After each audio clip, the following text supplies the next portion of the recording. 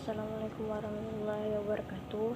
Alhamdulillahirrahmanirrahim. Wassalatu wassalamu ala asrafil anbiya'i wal mursalin wa ala alihi wa sahbihi ajma'in. Pertama-tama marilah kita panjatkan puji syukur atas kehadiran Allah Subhanahu wa ta'ala yang telah memberikan ridho dan rahmatnya kepada kita sehingga saya bisa melaksanakan tugas video dari Makul Islamic Marketing.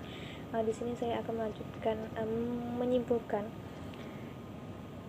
materi tentang mengembangkan strategi dan pemasaran dalam Islam.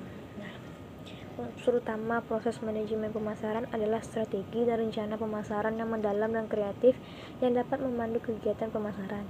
Pengembangan strategi yang benar sepanjang waktu memerlukan disiplin dan fleksibilitas. Yang pertama itu yang diperlukan untuk strateginya yaitu pemasaran dan nilai pelanggan.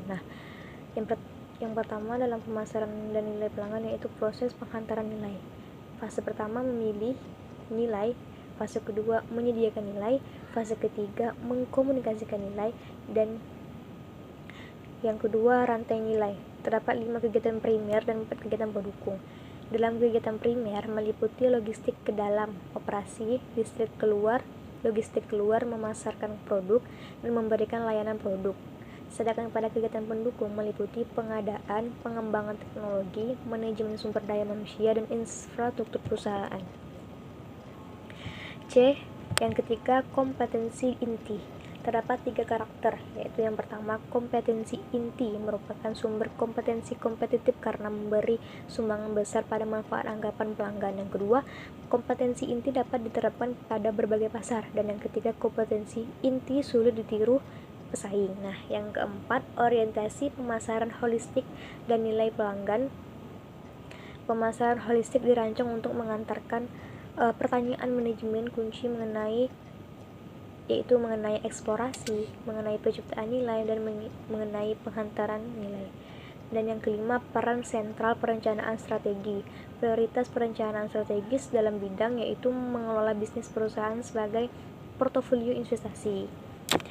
Dan subbab yang kedua, perencanaan strategi korporat dan divisi. Kantor korporat melaksanakan 4 kegiatan perencanaan. Yang pertama, mendefinisikan unit korporat. Yang kedua, menentukan unit-unit bisnis strategi. Yang ketiga, menugaskan sumber daya pada setiap SBU. Dan yang selanjutnya, perencanaan strategi unit bisnis meliputi misi bisnis, analisis SWOT, strategi weakness opportunities threats, dan sebagainya.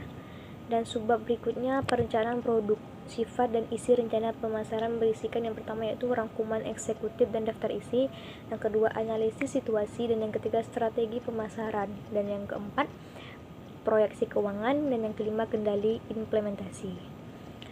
Baiklah, ini yang dapat saya simpulkan materi tentang mengembangkan strategi dalam pemasaran Islam.